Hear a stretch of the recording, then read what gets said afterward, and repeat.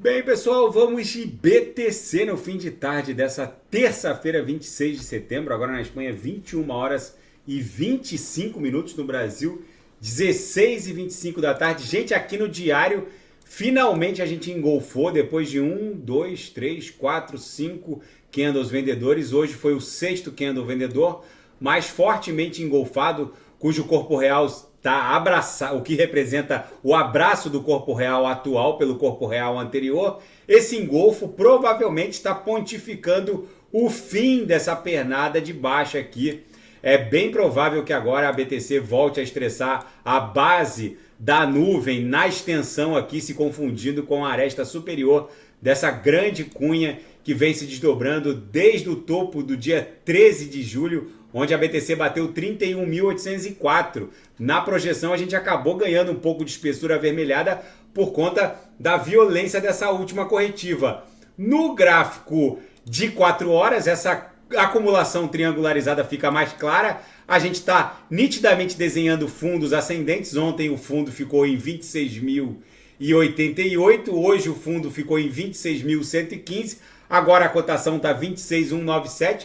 Na verdade, a BTC está travada aqui no patamar da VWAP mensal. Aqui é o gráfico de 6 horas ancorado pela banda de VWAP mensal. Nitidamente, a VWAP mensal exerce uma força gravitacional, sugando a BTC para esse patamar. Mas lá no 4 horas a gente percebe que, na verdade, a gente está acumulando numa cunha.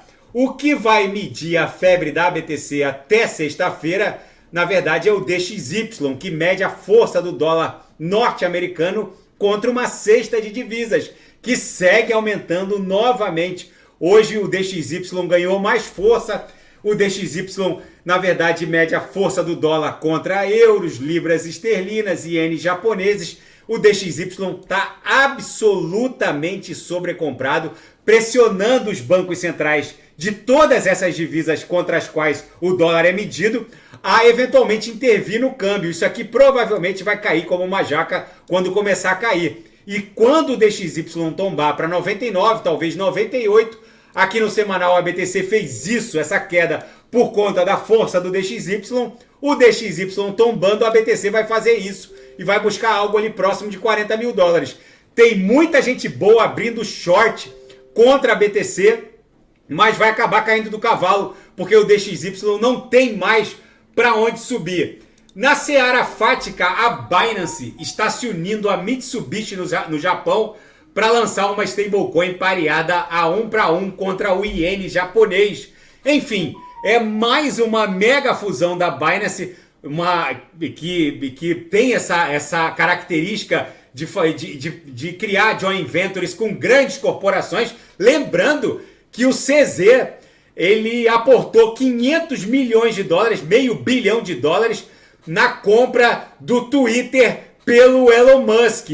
Não se esqueçam que o Twitter vai se transformar numa grande plataforma da Web3. O Elon Musk tem grandes ambições em relação ao Twitter.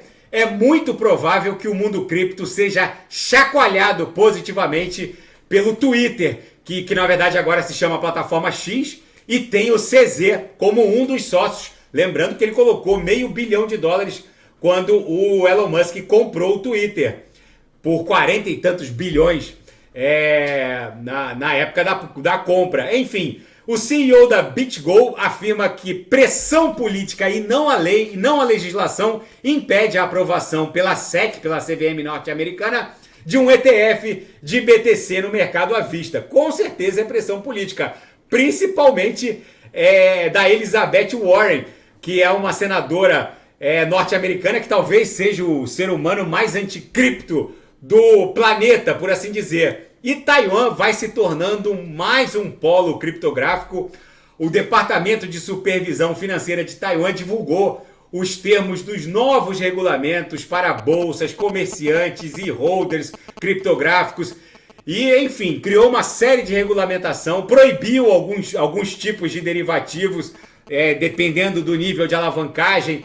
Enfim, é mais uma jurisdição que vai se adaptando à criptografia, à revelia da jurisdição norte-americana. Na seara geopolítica e finanças internacionais, a Comissão de Comércio dos Estados Unidos, a Comissão Federal de Comércio norte-americana, abriu um processo contra a Amazon, alegando monopólio ilegal, uma postura antitrust muito agressiva e que colocou contra a parede a Amazon. Enfim, vamos ver como isso vai se desdobrar.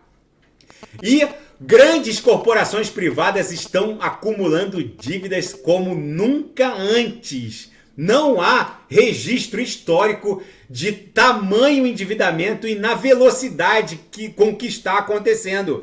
Alguns investidores alertam que empresas até então sólidas estão promovendo a rolagem das suas dívidas numa taxa de juros que supera 19% ao ano, com graves consequências para o setor corporativo.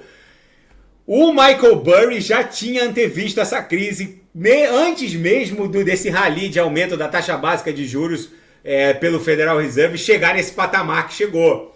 Ele reportou que essa temporada de rolagem de dívida corporativa vai revelar muitas surpresinhas. Empresas até então sólidas vão começar a apresentar rachaduras. E um comandante russo, um almirante russo, que comanda uma frota no Mar Negro, teria sido dado como morto pelas forças ucranianas, mas hoje apareceu numa videochamada ao vivo na TV estatal russa. O almirante Viktor Solokov, comandante da frota russa no Mar Negro, apareceu ao vivo na TV estatal russa na manhã dessa terça-feira, o que acabou deixando as forças ucranianas numa saia justa, por assim dizer, porque eles reportaram que teriam alvejado e matado esse almirante. Enfim, o mundo está virado numa hecatombe nuclear. A BTC voltou aqui para prestar continência para o patamar da VWAP mensal, mas lá no 4 horas e no diário a gente sabe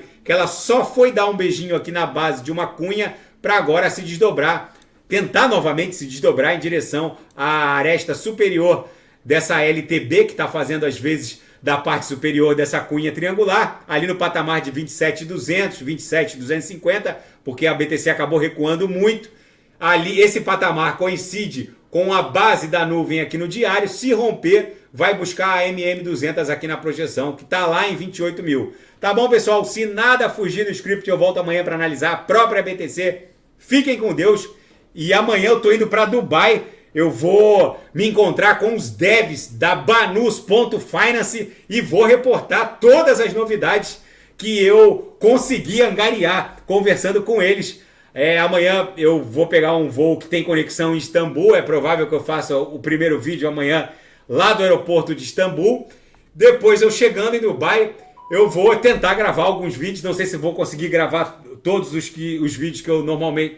fazer todas as lives que normalmente eu faço. Mas enfim, o que eu conseguir reportar, eu vou imediatamente comunicá-los. Tá bom, pessoal? Fiquem com Deus. E quem quiser sugerir alguma análise, é só colocar nas mensagens abaixo. Grande abraço. Até amanhã. Fiquem com Deus.